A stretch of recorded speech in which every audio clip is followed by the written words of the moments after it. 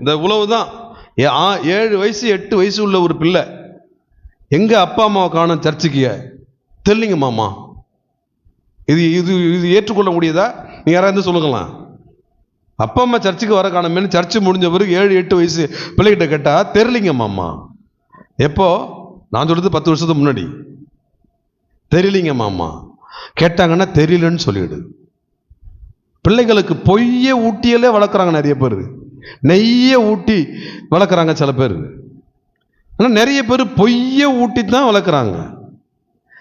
உங்க யாரு சொன்னாலும், யார் பொய் சொல்லி கொடுத்தாலும் கர்த்தர் பார்த்துக்கிட்டு இருக்காரு. அப்பாவோ அம்மாவோ தாத்தாவோ பாட்டியோ யாரோ இந்த பொய் எனக்கு சொல்லி கொடுக்காதீங்க. நீங்களும் குற்றவாளியாகி நானும் குற்றவாளி தண்டனை வாங்கி நிற்கணுமா? இந்த வெள்ளம் வச்சுக்க கூடாதுன்னு சொல்லிடுங்க. பிள்ளைகளை ஆலயத்துக்கு அனுப்பி பாருங்க நேரம் கிடைக்கிறப்பெல்லாம். விடுமுறை நாட்கள் என்று சொன்னால் உங்களுக்கு முன்பு இருந்த பிள்ளைகள்லாம் சபை பக்கம் தான் வருவாங்க. இப்ப விடுமுறை நாட்கள் என்று சொன்னால் எல்லாம் சொந்தக்காரங்க வீட்டுக்கு போகிறதுக்கும் இந்த வீணா போன கேடு கெட்ட கறி ஒன்று இருக்குத.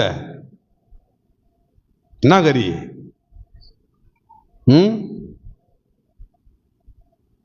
அந்த கறி ஒன்று இருக்குது, உடனே வாங்கி வச்சிருவாங்க.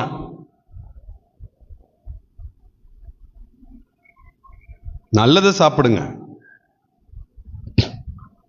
பிள்ளைகளை அடிக்கடி சபை பக்கம் அனுப்பணும். அனுப்பி பாருங்க. இல்லைன்னா பிள்ளைங்க அடிக்கடி நண்பர்களை தோழிகளை பார்த்து அவங்கள போலத்தான் மாறுவாங்க.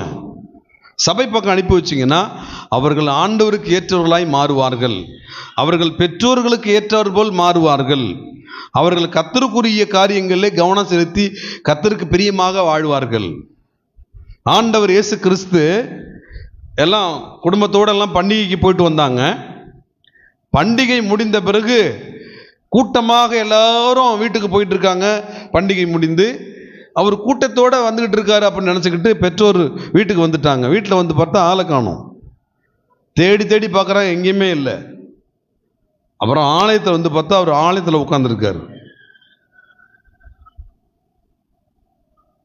பெற்றோர் ஆலயத்தில் விடலை, அவன் எங்கேயாவது அப்படியே கூட்டத்தில் இருக்கு. என் பிள்ளை இங்கே இருக்கும் அங்கே இருக்கும், கூட்டத்தோடு இருக்கும், அங்கே போய் உட்காந்துருக்கு அப்படி நினச்சிக்கிறது. பிள்ளைங்க எங்கே இருக்குன்னு கண்டுபிடிக்கணும் முதல்ல பெற்றோர்கள். பிள்ளைங்க எங்கே இருக்குது? ஆதாமே நீ எங்கே இருக்கிறாய்? ஆண்டவர் தேடினார்ல.